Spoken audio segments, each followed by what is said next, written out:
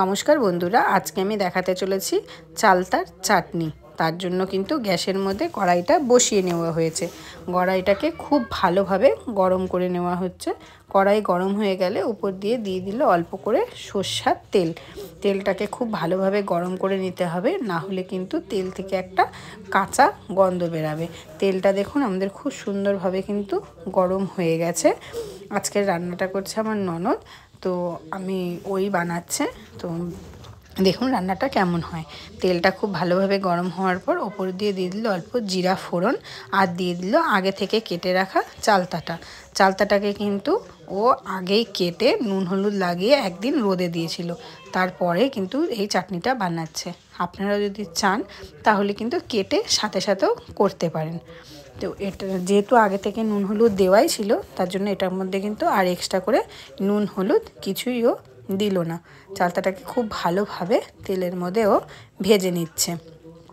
আপনারা চালতাকে আর কিভাবে চাটনি বানান আমাকে কমেন্ট বক্সে অবশ্যই জানাবেন, আর যদি লিঙ্ক থাকে সেটা শেয়ার করে দেবেন। আমি আপনাদের চ্যানেলে গিয়ে অবশ্যই সেটা দেখে আসব। ভিডিওটি ভালো লাগলে যদি ফেসবুক থেকে দেখে থাকেন তাহলে আমাকে একটা লাইক, শেয়ার আর অবশ্যই কমেন্টস করবেন। আর হ্যাঁ বন্ধুরা, আমাকে কিন্তু ফলো করতে ভুলবেন না। আর যদি ইউটিউব থেকে দেখেন তাহলে কিন্তু আমাকে অবশ্যই সাবস্ক্রাইব করে যাবেন তাহলে। আর হ্যাঁ বন্ধুরা, বেল বাটনটা টিপে দেবেন, তাহলে যে কোনো ভিডিও সবার আগে পৌঁছে যাবে আপনাদের কাছে।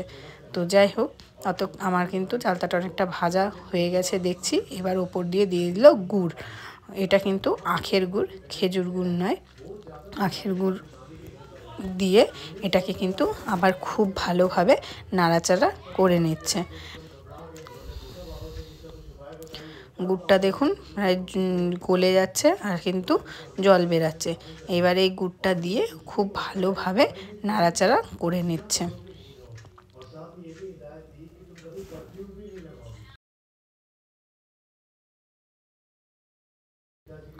দেখুন বন্ধুরা, গুড়টা কিন্তু গলে গেছে আর কি সুন্দর জলও বেরিয়ে এসছে, আঠা আঠা হয়ে গেছে। এবার এটাকে খুব ভালোভাবে নাড়াচাড়া করে ভেজে নিচ্ছে।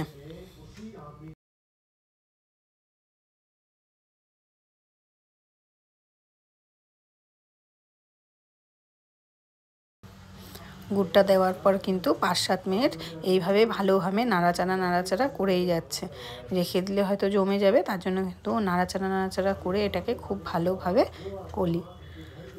গুড়টাও গলে গেছে আর সুন্দর কিন্তু হচ্ছে।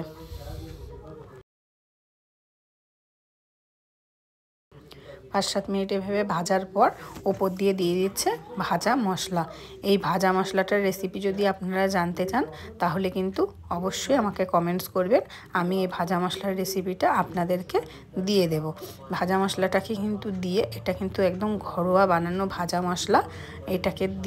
এটাকে কিন্তু আবারও কিছুক্ষণ খুব ভালোভাবে নাড়াচাড়া করে নিচ্ছে। ভাজা মশলা দিয়ে ভালোভাবে নাড়াচাড়া করে এবার দিয়ে দিচ্ছে ওপর দিয়ে 2 বাটির মতন জল। জলটা দিয়ে কিন্তু খুব ভালোভাবে নেড়ে চেড়ে দিচ্ছে, নাহলে গুড়টা কিন্তু শক্ত হয়ে যাবে। ওই জন্য 2 বাটি জল দিয়ে এটাকে খুব করে নেড়ে দিল।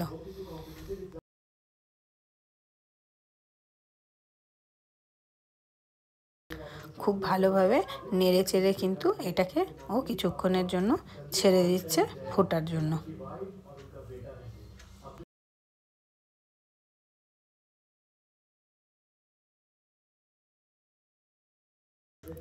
দেখুন বন্ধুরা, এটা কিন্তু খুব সুন্দরভাবে একদম ফুটে যাচ্ছে। এটা কিন্তু 2 বাটি জল দিয়ে এটা কিন্তু এত ভালোভাবে ফুটছে যে প্রায় কিন্তু এটাকে 1 বাটি জলের মতন করে ফুটিয়ে কমিয়ে নিচ্ছে।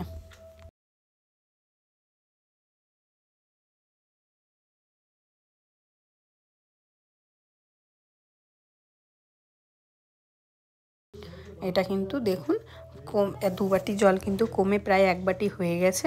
আর এটা এত সুন্দর হয়েছে যে একটু আঠা আঠা হয়ে আছে, একদম কিন্তু পাতলা জলের মতনও লাগছে না।